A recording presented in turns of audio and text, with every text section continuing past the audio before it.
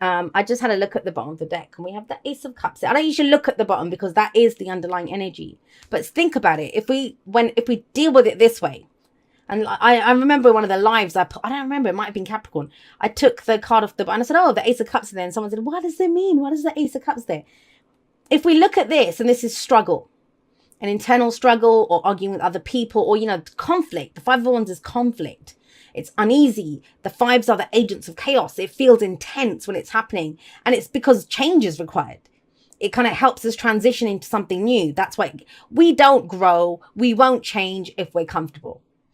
That's why the biggest control freaks are always trying to get this life where everything's comfortable, everything's in its place, so that they don't have to feel this feeling, because no one likes this.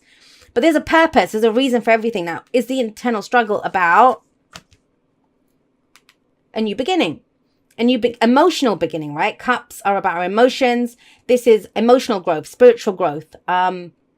What's in your cup? Now, I said this to Sagittarius as well. I'm going to say it to you.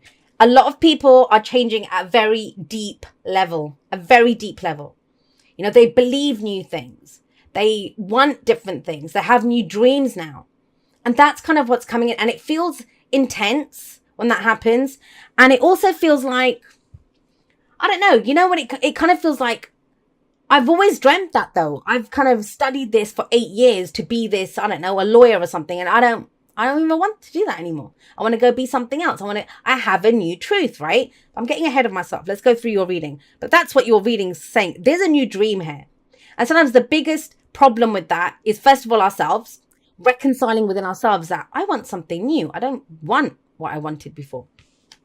Five of Wands can also be competition. So competition in the workplace, competing for someone's affection, especially with that Ace of Cups there. Or just worrying about what other people think. And, sometimes it doesn't have to be people that are our enemies or anything. It's not the Five of Swords, which is a little bit more ruthless and selfish energy. Five of Wands can be well-meaning people. This can be unsolicited advice. There can be people saying, Capricorn, you shouldn't do that. You shouldn't, whatever. Because they're trying to keep you safe, but you're not in any danger. And this is where we have to sometimes step up and say, hey, back up. I'm good. I know what I'm doing. This is to do with my own passion, my own creativity. And it's a struggle. The Five of Wands is a struggle, but sometimes it's a struggle worth going for. I always see this as it's a challenging time, but it's the challenge aspect of it. We can enjoy the challenge of it. It's not nefarious. It's not evil. There's nothing. It's not the Five of Swords, basically, is what I'm trying to say. But it is a struggle, whether it's internal or with other people. I say this a lot of the times is when we're in relationships with people, a boss, family members, our partner. We all learn a dance. So, you guys are used to me being a certain way on here. If I decide to change things up, I've just changed the dance moves. So you might have watched me for 2 years and said, why the hell is she doing that? And it throws you. What happens if you have always done the same dance with someone and they come in and change all the moves? You're going to bump into each other. You're going to step on each other's toes. And trust me on this, whenever I've made some massive life changes, or I want to do things a different way, people don't like it because they're used to you being the old way. So I'm getting that coming in for you this week. Why? Because we have the Ace of Swords here. It's a victory card. A lot of people forget that about the Ace of Swords. It is a victory card. And the card after the Five of Wands is the victory card. It's the Six of Wands, right? We go from the Five of Wands, that struggle, to recognition for the work that we've put in, for what we've done, for the struggle that we've been through. But it's not a wand that you're missing. It's not more action that's missing. It's a new truth that's missing with the Ace of Swords coming in. So victory through clarity and the truth. This is a new way of, a difference in your perspective, a new way of thinking. And have a look how many swords we have here. Sword, sword, sword. So I do think there's a new philosophy that's being born here. Something different. New way of communicating, speaking your truth. Something that you want to get out there. Ideas that you have about something. It's at the root of everything. It's right here, it's the heart of the reading. Everything revolves around this new truth. Now, it might be, it's a general reading, so it can go both ways, right?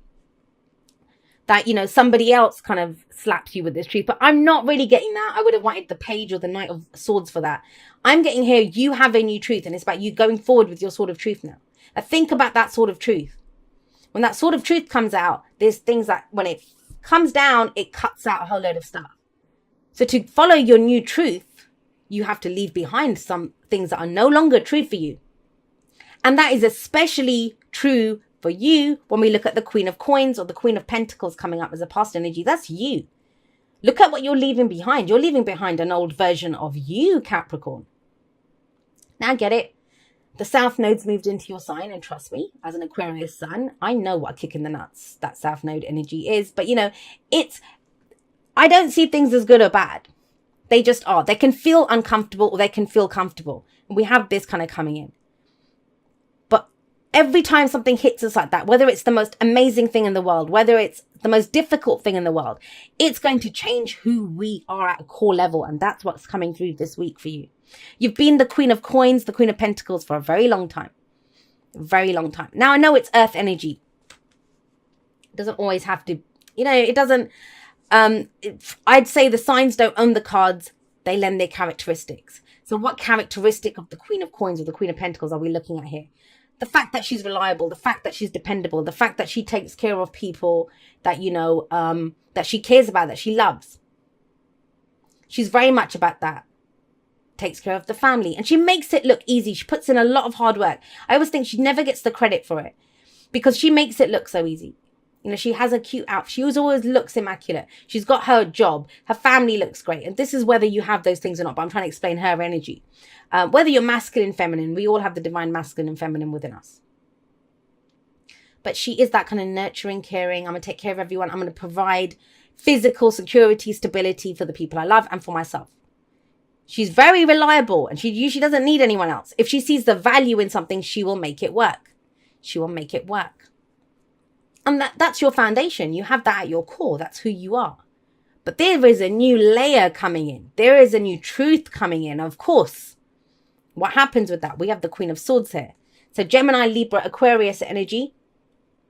Again, remember, they don't own the card. They lend their characteristics. What does that mean? It means she's logical. It means she has her own truth. She's authentic. She's great at communicating. Think about when we look at and we have two queens here. When we look at their energies, we look at what are they good at? What is it that they rule or govern? Hers is the beautiful home, the furnishings, the making sure people are cared for, that kind of energy. But the Queen of Swords is more in the truth is the truth is the truth. This is my truth. What's your truth? She's going to get on and go do the work. She's going to communicate. Now, she's gone through a lot of crap.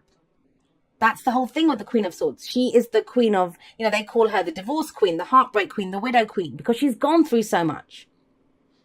But she's turned all of that, those difficult experiences, which other people might look at her and think, I don't want to do that. I wouldn't want to go through that. But she's turned it all into knowledge.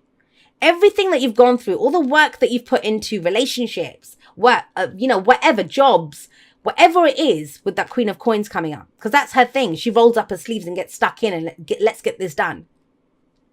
It's given you knowledge now. It's given you a new perspective. It's given you a new voice, and it's about being heard. I feel like this week is the week to have your voice be heard. Ace of Swords, right? I think you have some very different things to say, and you might shock a few people. Maybe that's this energy, very much so as the underlying energy of the week.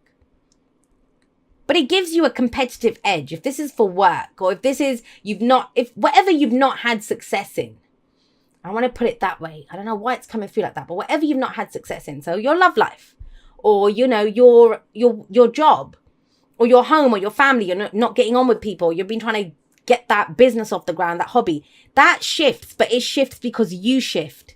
You shift from this, what's practical here, to, hang on a second, what do I want? Who am I? Let me speak my truth. Let me get the answers that I want. Very clear cut. She can be seen as very stern sometimes, and she has a bit of a sharp tongue on her, but she won't lie. The truth is the truth is the truth, but she'll accept your truth as well as her own, as long as you bring the truth to her. And there's a lot of this truth and communication coming in. Now, once you do this, once you step into this Queen of Swords energy or deal with someone like that. Now, I always think it's always your energy, because when someone comes in and they're speaking their truth to you, you have a new perspective out of that. So this could be some information that comes in from someone else. Yes. It kind of gets you on your way. Have a look. We have the Six of Swords coming up as a future energy. So what flows from this? Speaking your truth, knowing who you are, stepping into your authenticity. What happens? You move away from that difficult situation. You move away from this struggle. You have a direction now. I know where I'm going. I know where I'm going to move on to. This is the journey card. This is moving closer to what it is that you want. And literally, have a look here. Speak your truth, know your truth, authentically be yourself without any fear, even if you have to tell other people, this is who I am. Put them in their place, right? Look what happens. You then move, and where does that move to? The Ten of Cups, which is the happily ever after card. A new dream, something that your heart's true contentment, that's the Ten of Cups. So it's very important, and it all comes from this energy here, the present and this. Speaking your truth. Speak your truth, Capricorn. And you know what? I get it a lot, and I feel like I'm always telling Capricorn to speak their truth. And you guys do. I mean, I don't have people in my life who are very closed off and won't speak their truth and can't handle a difficult conversation. I happen to have a lot of Capricorns in my life, and I know you guys can be very straight talkers. So I'm not saying that you're not at all. I'm not implying that whatsoever. But it's about speaking your new truth. And the first thing you must have, the Ace of Swords, that's your sword, right? At the Ace, where it was at looking at what we have. So for some of you, it's acknowledging your own truth. You don't even have to tell anyone else this.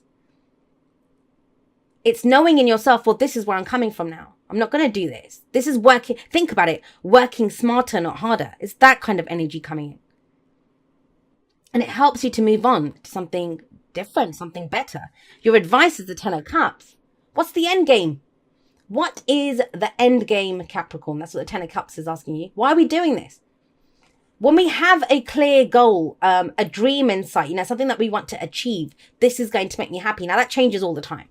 Trust me on this. I've done it enough times. You get to the Ten of Cups. You get to what you've worked so hard for. You get that dream, the relationship, the job, whatever. And human beings will come up with something new. We'll enjoy it for a month, 2 months, 6 months even. And then it's like, what's next? What do we do next?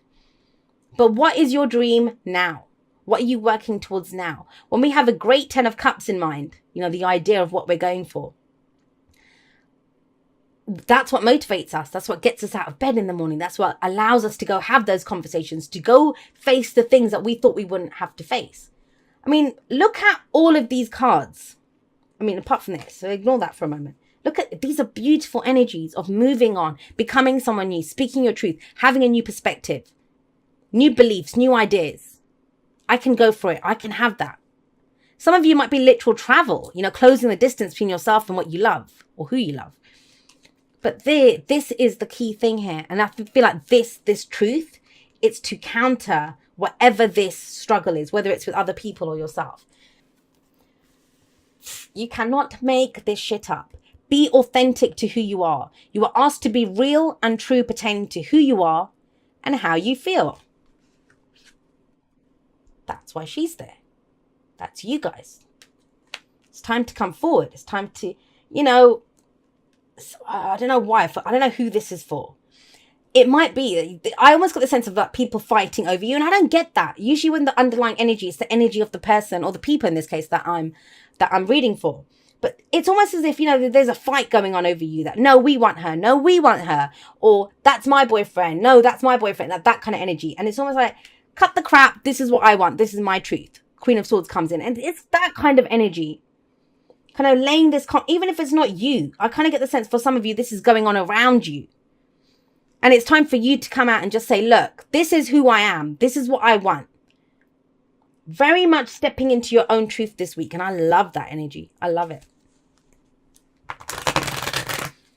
The hardest part of being authentic is every single person out there has a different image of us. I mean, every single person who's going to watch this video, they have an idea of who I am. And every one of you is correct. If you think I'm crap, I'm crap.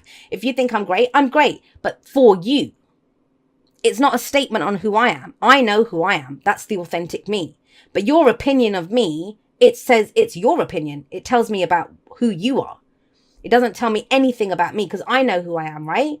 And that's what it is. So that's the hardest part of being authentic and speaking your truth, is every single person out there is going to have an opinion on that. But that's their opinion. That's a statement on them. It's not a statement on you. Only you know